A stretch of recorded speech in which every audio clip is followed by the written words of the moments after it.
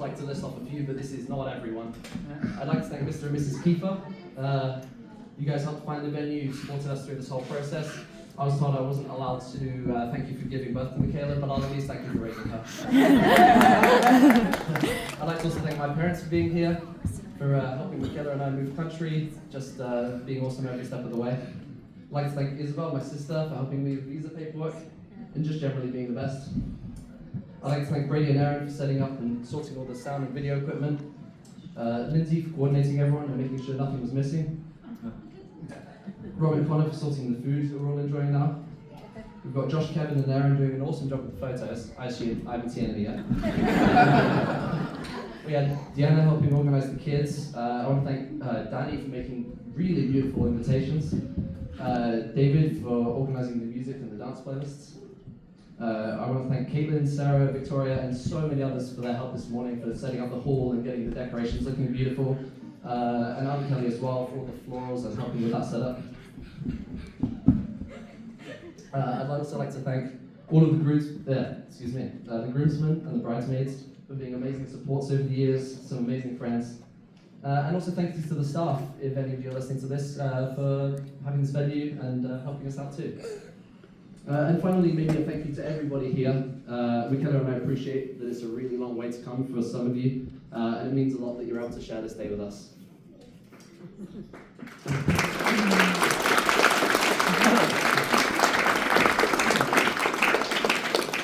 And Michaela, I'm very, very lucky to have you in my life. You've been very loving, understanding, and supportive to me. And I'd like to spend the rest of my life trying to give you some of the happiness you've given me. I love your kindness, I love your perseverance, I love your singing, I love your laugh that some people have described as a combination of a hyena and a pterodactyl. I love your willingness to help others. I love being around you and I love being with you. You're amazing and funny and very silly. Being with you makes me feel very safe and secure, and I will be staying beside you no matter how annoying I am, as I'm learning the American language and being supported by you. I'm so excited to spend the rest of my life with you, and at least the rest of today with you lot. So, thank you.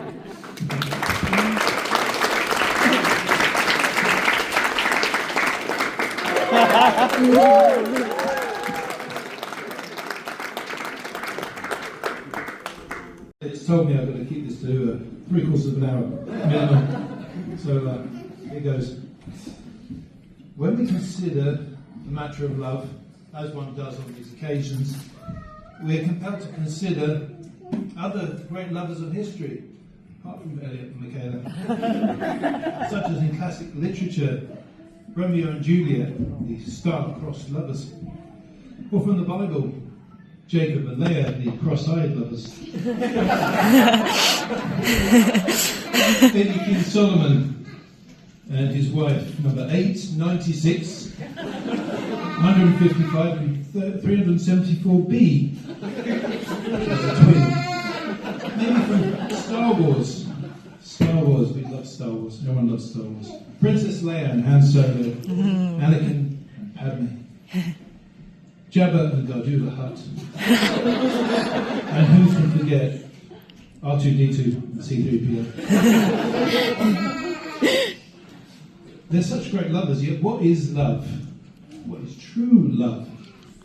I give my thanks to Mr. Hornsby for giving me a heads up yesterday and sort of in an intro, as it were.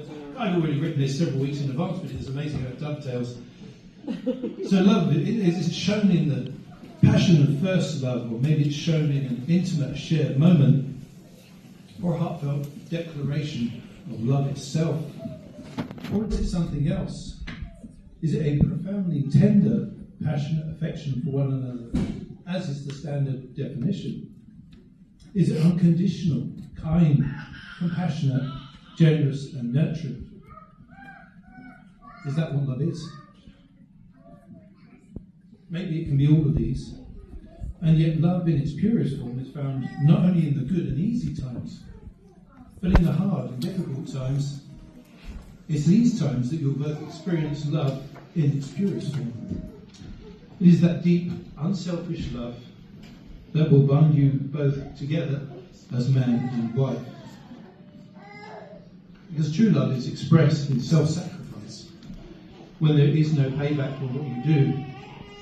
It is expressed when the one that you love is in trial or distress, maybe due to unemployment, or severe money worries, or general anxiety. If any of these things, whatever it is, true love means that you're 100% there for each other in your time of need. Pure love is expressed when the one you love is ill, and maybe all you can do is rub their back and reassure them that it's going to be okay, as you sit there together on the bathroom floor at 3 a.m. in the morning, begging for the pain to subside. Sometimes it's like that. Pure love is found when all the looks of youth and beauty have faded, and yet all you see is the unfading beauty in the eyes of the one that you love and that you care for. Even if they struggle to look at themselves in the mirror, that's what love is. That's what pure love is. So Elliot and Makeda embrace love, for when it's the right kind of love, is of the highest order that one may attain in this life. Love God with all your heart and your soul, and He will guide the love that you share. Enjoy young love. Enjoy passion and intimate moments. Yet know that when times are most difficult, that is when love in its purest, unselfish form may be found between you two. It will be the strength and bond that will see you both through those times. Elliot and Michaela, we are so very thankful that despite geographical distance, each of you have found your soulmate in each other and made today this declaration of your love and commitment. It's really absolutely fantastic, really important. We hope and pray that your marriage will continue to build on the foundation that you've laid today. We pray that your love for each other will grow and mature and continually provide strength and safety for you both to be you.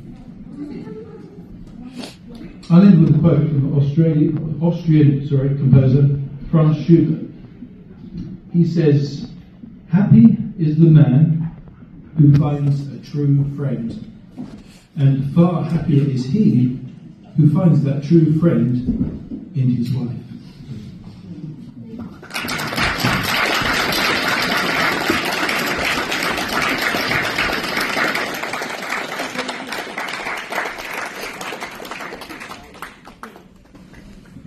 Thanks, Chris, for those words of wisdom, and I hope that both of you will take it to heart. Those were wonderful words. I found out that I was supposed to give a speech here just not too long ago, and so I'm going to take a little different tact about comments to both of you. But I want to start with Michaela, and I'll try not to be too emotional. I don't have a great track record. Anyway, a young man sometimes has some strange ideas. I was no different. I thought that we always wanted Carla and I wanted to have a number of kids, and I always felt it was important to have a boy first, for whatever reason, and so we did. We had a boy, and so, as you know, we had a second one, it was a boy, and we had a third one, it was a boy, and Carla and I talked about it, should we try one more time, and then we would get a girl, and of course, you became the fulfillment of that hope. We decided to have that one more try, and you were our girl. But I'd have to say that in some ways you were not the girl that we expected. You led us through several experiences that we didn't have with the boys. You climbed everywhere. Mom had to create this enormous barrier, this gate through the front room so you couldn't escape. We made several trips to the ER, which we didn't have to with the boys. One was to put a popcorn kernel up your nose so far that the ER doctor couldn't get it out. We had to go to an ENT to get it out. You broke your arm. The boys didn't do that. Twice. And with an incredible pain threshold, I remember you slapping your broken arm, saying, "I'll be all right. I got another arm." I think there's a hope that I think perhaps all parents share, and that is that their children will one day meet someone that they come to love and they get married. If that never happens, of course, that's okay. But your mom and me wanted you to experience the profound relationship and love that we experience through marriage. Unlike any other relationship we ever experienced, and we always hoped that all of our kids would have that experience. That was a hope, a dream that I never really focused on too much because I knew that you could live a very fulfilling life without being married. But it is something that we hoped. And then came Elliot. Elliot is someone who was a handsome young man who shares a lot of your quirky sort of taste, and who has a wedding theme of overgrown forest and influenced by Lord of the Rings and D&D dice that are on my little flower here. It's always a bit of a challenge for a parent to turn one's daughter over to someone to care for them. But Carla and I feel very confident that you both will take care of each other, and we're very, very happy about that. We feel honored. I think I lost my. We feel honored that you are a part of our family now, Elliot. We're very, very pleased, and we love you both very, very much. Cheers.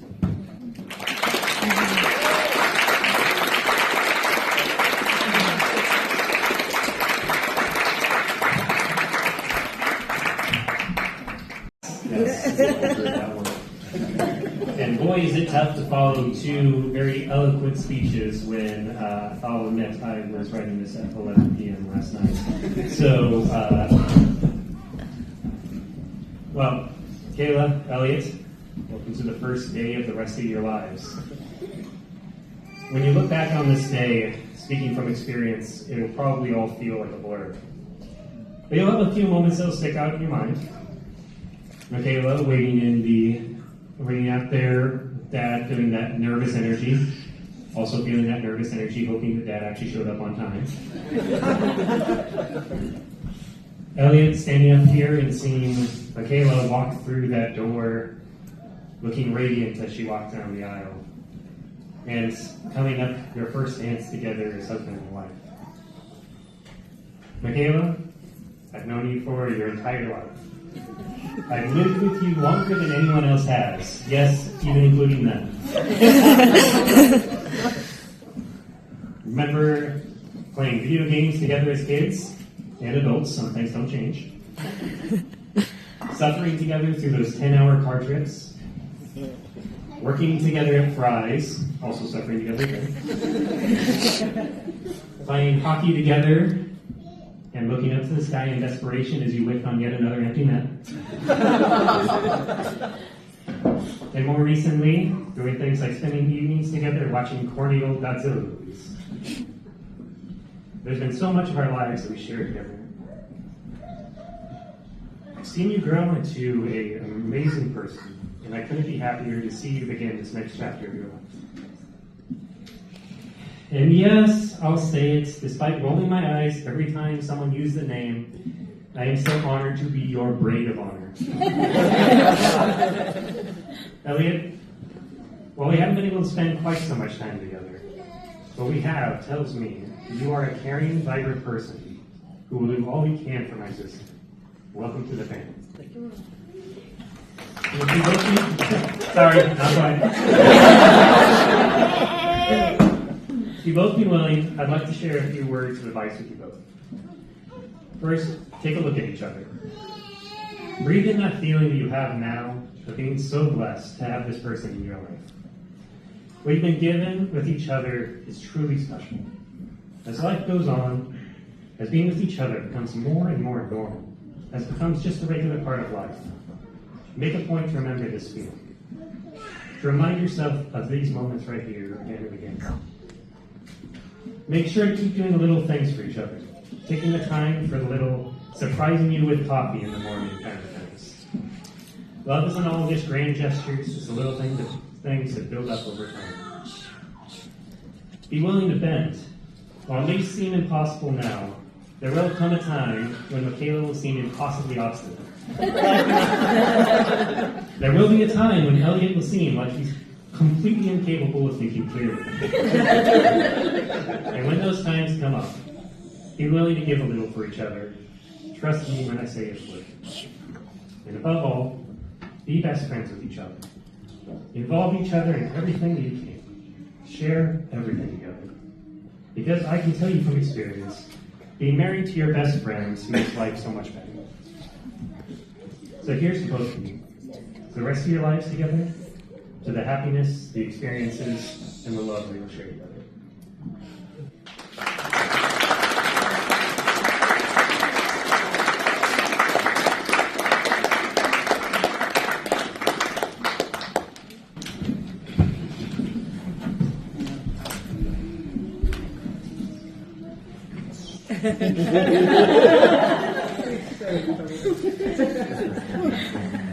Elliot, you have been the greatest brother. With all your hobbies and interests, you are like no other.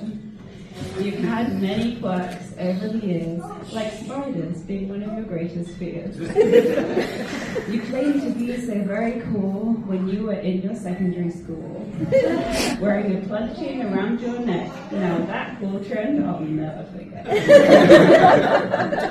All the card tricks, parkour, and instruments you learned, all the TV shows and movies knowledge you owned. You've added so much to our lives. You could talk out on hours for each, no surprise. But jokes aside, you've always been there for me, and I'm so glad that you asked me to be your best woman at this wedding today to mark a great union in Oregon to stay. In this life together, you will have many ups and downs. You will see each other laugh and frown. You will have many blessings, and if you are brave, your sufferings will refine your faith.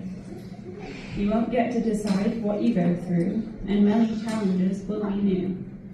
But together you will decide how you go through it, and that difference will show you're the perfect fit. As the years go on, you each will change, for better or worse. Your ways will range. From good to bad, you'll grow together and keep the promise for it to be forever. As your families will always have your back as you join today and make this pact. To be one pair, one unit, one team, one part together of God's future dream. Your love for each other will grow and grow, and you'll find new ways to tell each other so. If you remember only one thing I voiced, let it be that love is not a feeling, it's a choice. So today, as you choose one another, I remind you you were and always will be the greatest brother. And I'm so grateful that you've given to me an amazing sister-in-law as your wife-to-be. To Elliot and Michaela.